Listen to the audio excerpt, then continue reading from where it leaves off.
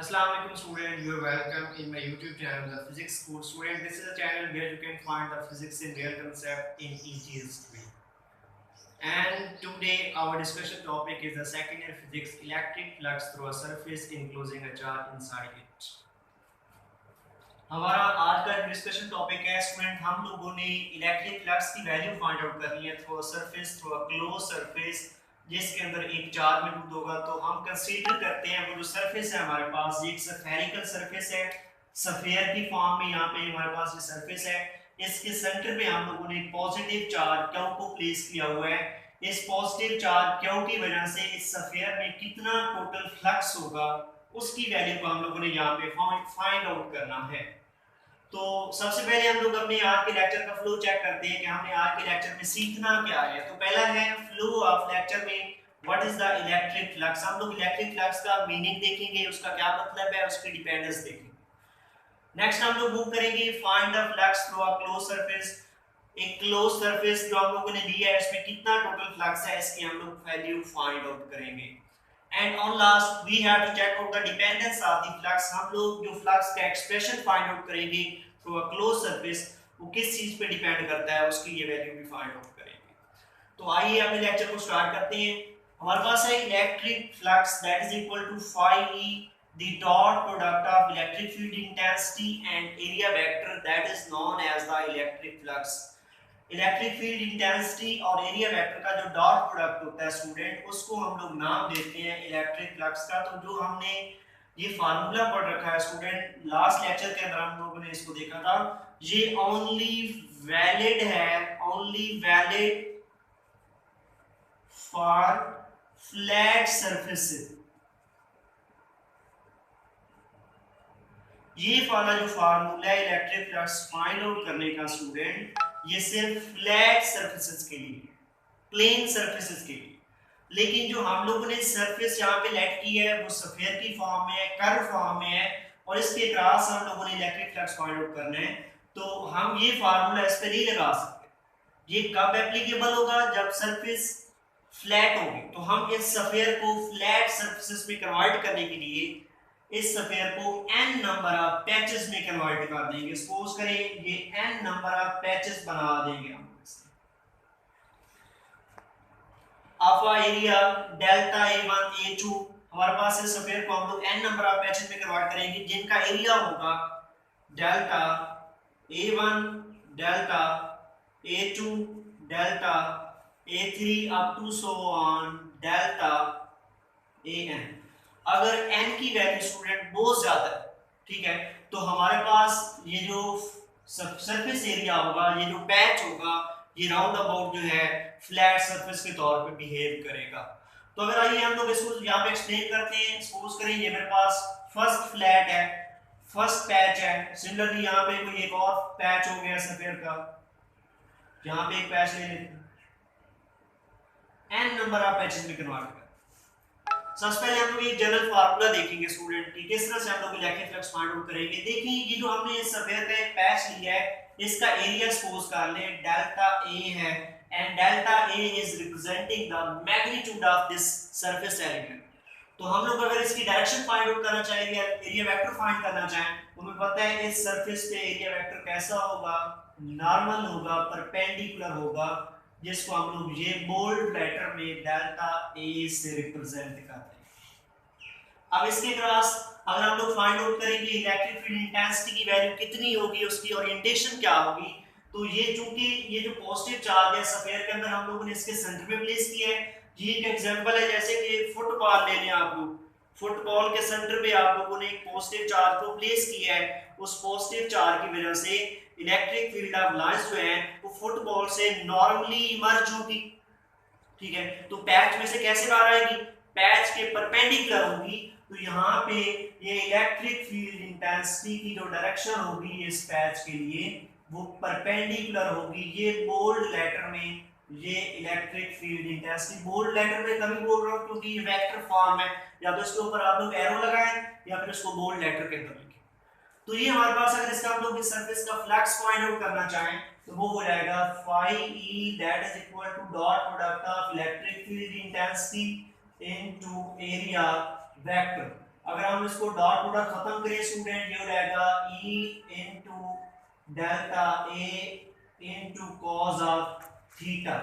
अब area vector और electric field intensity में एंगल कितना है, तो अगर आप लोग गौर से देखें दोनों इस फ्लैट एरिया पे इस सरफेस एलिमेंट पे परपेंडिकुलर है और दोनों आपस में पैरेलल हैं, तो दोनों के दरमियान में जो एंगल बनेगा स्टूडेंट वो 0 डिग्री बनेगा। तो यहाँ पे हम लोग पुट करें अगर phi E that's E delta A cos 0 degree, cos 0 degree equal होता है स्टूडेंट 1 के, तो ये हो जाएगा phi E that is equal to E into delta A। This would be the flux through a single patch.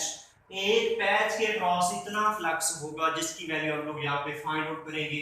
तो हमने यहाँ पे n नंबर ऑफ पैच बनाए, ठीक है, और हर पैच का जो सरफेस एरिया है वो हमने लिया है delta A1, delta A2, delta A3 और डेल्टा AN। इस इन्हीं पैचेस के क्रॉस जो इलेक्ट्रिक फील्ड इंटेंसिटी की वैल्यू होगी वो हम लोग लेंगे E1, E2, E3 up to so on En। E1 is the electric field intensity across the patch delta A1, E2 is electric field intensity across the patch delta A2, E3 is the electric field intensity across the patch delta A3, and En is the electric field intensity across the patch delta AN। तो ये हमारे पास उसकी electric field intensities हो गई। तो जिस तरह से हम लोगों ने इस कंप्लीट स्फीयर का इलेक्ट्रिक फ्लक्स फाइंड आउट करना है स्टूडेंट, तो हम लोग क्या करेंगे, अगर ये हमारे पास n पैचेस जो हम लोगों ने यहाँ पे बनाए हैं, अगर हर एक पैच का इलेक्ट्रिक फ्लक्स फाइंड आउट कर लें और उनके फ्लक्स को हम लोग अगर ऐड अप कर दें तो वो ऑल n पैचेस का फ्लक्स हो जाएगा और वो n पैचेस जो होंगे मिलकर स्फीयर बना रहे हैं। It means that summation of the n patches, it means that summation of the electric flux of nth patches is equal to the total flux of a surface। तो ये हमारे पास टोटल फ्लक्स ऑफ सरफेस की equal हो जाएगा, जिसको हम लोग यहाँ पे यूं लिखेंगे phi E that is equal to flux of patch 1 plus flux of patch 2 plus up to so on plus flux of patch nth patch. ये nth पैच के लिए फ्लक्स हो जाएगा हमारे पास। तो हम लोग यहाँ पे 1 बाय 1, ये अगर हमारे पास फर्स्ट पैच है डेल्टा A1 और यहाँ पे हो जाएगा E1, इसकी वैल्यू ले लेंगे हम लोग यहाँ पे। इसके अक्रॉस में एरिया वेक्टर इसका हो जाएगा स्टूडेंट इस पे परपेंडिकुलर डेल्टा A2 अगर पैच है ये वाला सपोज कर ले, तो इसके अक्रॉस इलेक्ट्रिक फील्ड इंटेंसिटी भी कैसी परपेंडिकुलर E2। अगर ये nth पैच है तो एरिया वेक्टर इसका भी इस पे परपेंडिकुलर डेल्टा AN और इसका इलेक्ट्रिक फील्ड इंटेंसिटी भी इस पे कैसा होगा परपेंडिकुलर ही होगा En।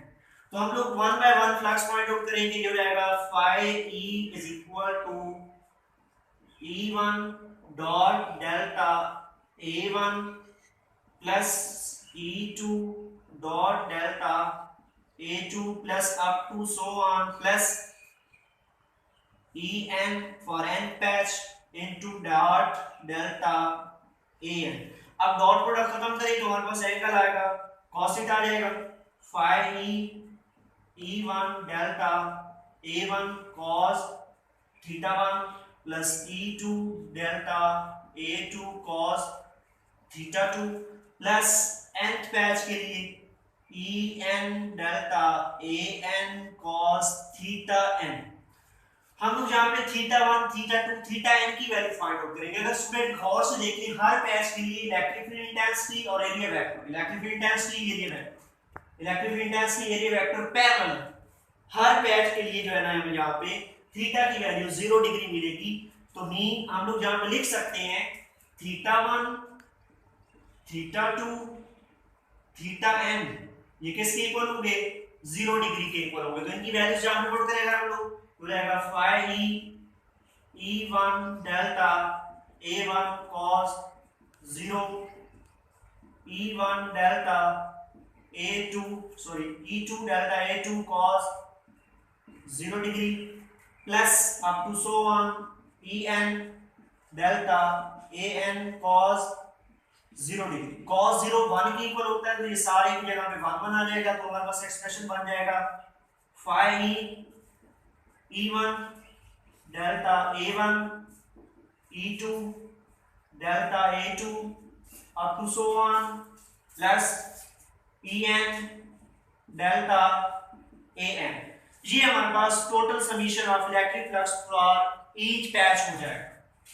अगर हम लोग यहाँ पे इलेक्ट्रिक फील्ड इंटेंसिटी की वैल्यू को देखें स्टूडेंट फॉर दिस स्फीयर, तो उसको हम लोग यूं लिख सकते हैं। देखिए ये स्फीयर है और चार्ज है, उसको हम लोगों ने सेंटर पे प्लेस किया हुआ है, तो इलेक्ट्रिक फील्ड इंटेंसिटी की जो वैल्यू होगी फॉर ईच पैच वो सेम ली जाएगी due to spherical symmetry.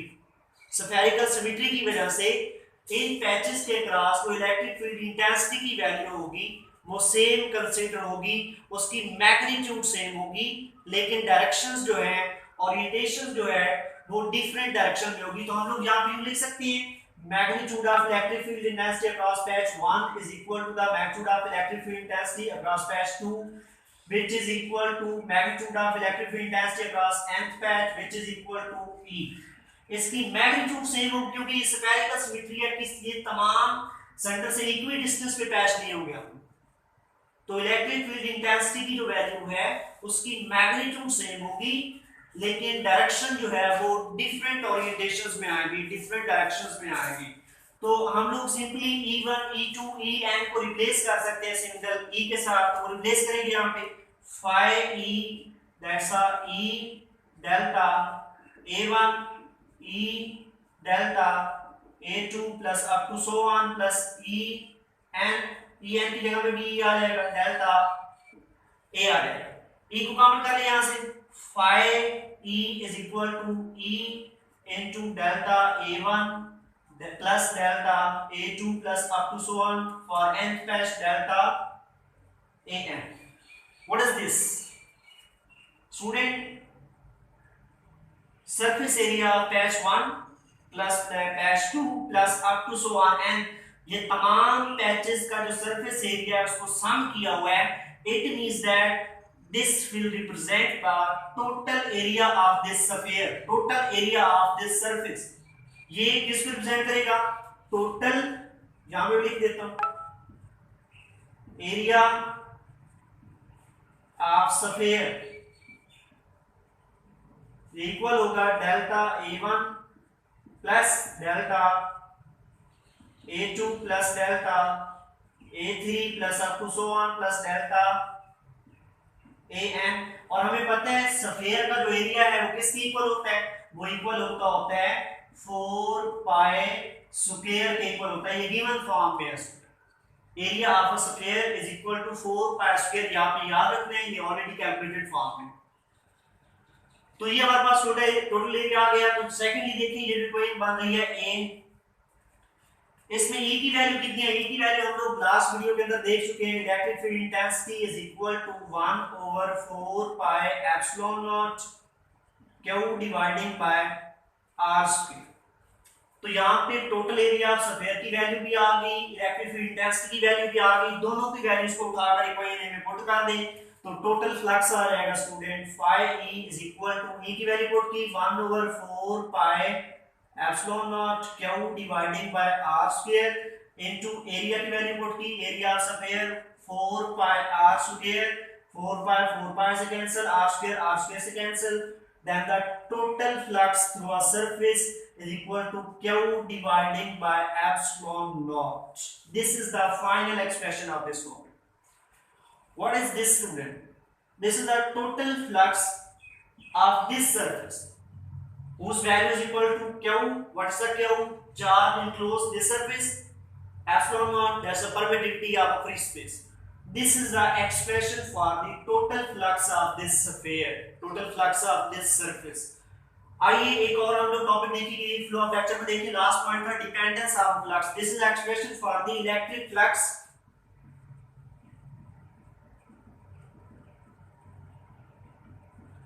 Of closed surface. ये क्लोज सरफेस का इलेक्ट्रिक फ्लक्स हो जाएगा। अब देखिए ये हमारे पास एक इरेगुलर सरफेस है, इस इरेगुलर सरफेस के इनसाइड हमने एक स्फेरिकल सरफेस को प्लेस किया है और उस स्फेरिकल सरफेस के अंदर हमने एक पॉजिटिव चार्ज Q को प्लेस किया। अगर आप लोग गौर से देखिए इस पॉजिटिव चार्ज Q की वजह से ये जो इलेक्ट्रिक फील्ड लाइंस हैं, जितनी इलेक्ट्रिक फील्ड लाइंस इस स्फीयर में से पास हो रही हैं उतनी ही इलेक्ट्रिक फील्ड लाइंस इस इरेगुलर सरफेस में से पास हो रही। तो हम लोग कह सकते हैं स्टूडेंट यहाँ पे कि जितना इलेक्ट्रिक फ्लक्स जो है इस स्फेरिकल सरफेस का होगा उतना ही इलेक्ट्रिक फ्लक्स इस इरेगुलर सरफेस का होगा। मीन स्फेरिकल सरफेस का कितना फ्लक्स है तो हम लोग ऑलरेडी कैलकुलेट कर चुके हैं, क्यू ओवर एप्सिलॉन नॉट। तो इस इरेगुलर सरफेस का फ्लक्स भी कितना बनेगा, ये भी इतना ही बनेगा, phi e is equal to q divided by epsilon not. तो यहां से हमें सीखने को क्या मिला कि जो electric flux through a close surface होता है स्टूडेंट वो independent of shape of surface होता है। सरफेस की शेप कैसी है, ठीक है, स्फेरिकल है, इरेगुलर है, इलेक्ट्रिक फ्लक्स उस पर डिपेंड नहीं करता। इलेक्ट्रिक फ्लक्स किस पे डिपेंड करता है, फार्मूले को जरा गौर से देखें, q divided by epsilon not, surface में कितना चार्ज इनक्लोज किया। अगर q की वैल्यू बढ़ा देंगे phi e proportional to q, epsilon not permittivity constant, तो q की वैल्यू बढ़ेगी तो फ्लक्स बढ़ेगा, q की वैल्यू कम होगी फ्लक्स कम हो जाएगा। ये दो चीजों पे डिपेंड करता है इलेक्ट्रिक फ्लक्स, एक तो चार्ज कितना इनक्लोज किया है, सेकेंडली मीडियम कैसा है जहां पे आप लोगों ने चार्ज रखा है। अगर कोई मीडियम वाटर है, एयर है, उसकी परमिटिविटी के हिसाब से वहां पे फ्लक्स की वैल्यू भी क्या होगी, वहां पे चेंज हो जाएगी। और यहाँ पे मैं बार बार क्लोज सरफेस का कंसेप्ट बता रहा हूँ। क्लोज सरफेस स्टूडेंट वो सरफेस होती है कि अगर एक सरफेस के इनसाइड आप लोग एक लाइटेड बल्ब रख दें तो उस सरफेस में से वो जो लाइटेड बल्ब की लाइट है वो बाहर नहीं आ सकेगी, तो वो सरफेस को हम लोग बोलेंगे क्लोज सरफेस। तो ये था हमारा आज का लेक्चर। अगर ये पसंद है वीडियो आपको तो इसको शेयर करें, लाइक करें और मेरे चैनल को सब्सक्राइब जरूर करें। इसके साथ ही अल्लाह हाफिज।